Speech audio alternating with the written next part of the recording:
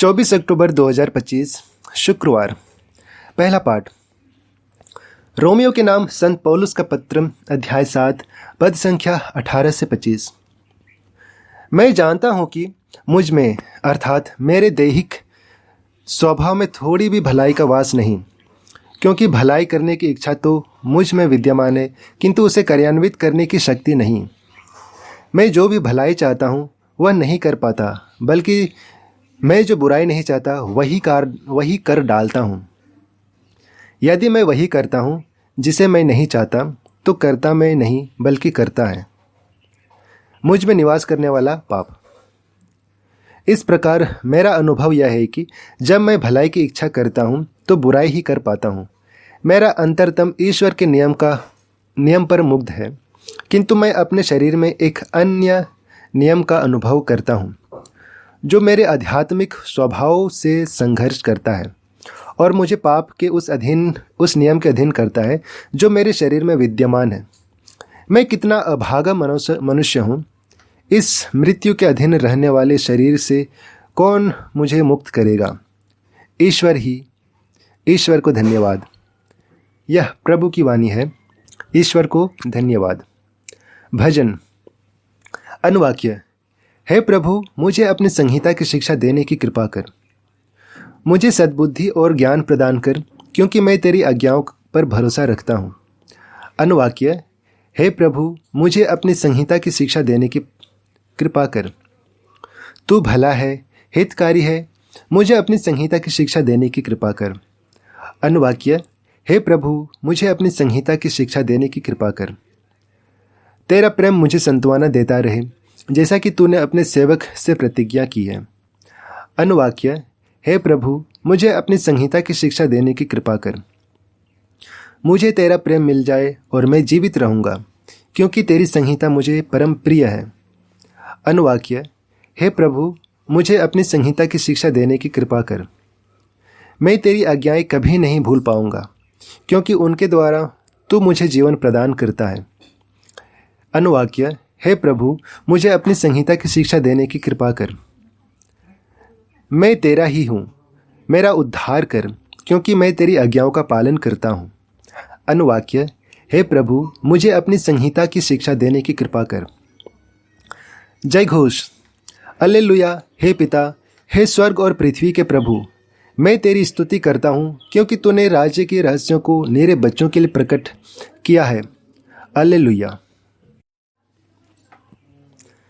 संत लूकस के अनुसार आज का पवित्र सुसमाचार अध्याय 12 पद संख्या 54 से 59। यीशु ने लोगों से कहा, यदि तुम पश्चिम से बादल उठते देखते हो तो तुरंत कहते हो वर्षा आ रही है, और ऐसा ही होता है। जब दक्षिण की हवा चलती है तो कहते हो लू चलेगी, और ऐसा ही होता है। ए ढोंगियों, यदि तुम आकाश और पृथ्वी की सूरत पहचान सकते हो तो इस समय के लक्षण क्यों नहीं पहचानते?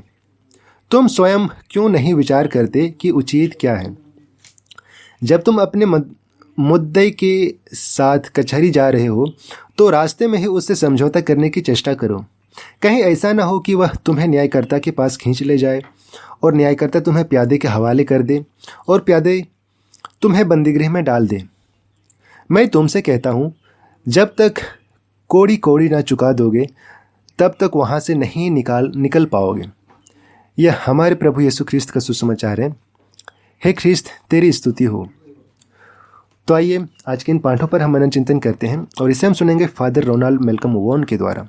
और वो बताते हैं, साइन बोर्ड पढ़ने में हम कितने अच्छे हैं। हम में से कुछ लोग कंपनी का लोगो देखकर भी उसे पहचान सकते हैं। यीशु अपने शिष्यों से अपेक्षा करते हैं कि वे समय के चिन्हों को ठीक ठीक पढ़ सकें। आधुनिक तकनीक हमें मौसम की स्थिति और किसी भी परेशानी वाले तूफान और भूकंप के पूर्वानुमान में अधिक सटीकता और पहुंच प्रदान करती है। हालांकि हमें इसे बचाने का कम से कम सुधार के लिए अपने जीवन की आध्यात्मिक स्थिति को समझने की सख्त जरूरत है। यीशु के समय के लोगों को उम्मीद थी कि मसीह का आना असाधारण संकेतों और चमत्कारों के साथ होगा। वे ईश्वर के वचन की तुलना में संकेतों और अलौकिक घटनाओं में अधिक रुचि रखते थे।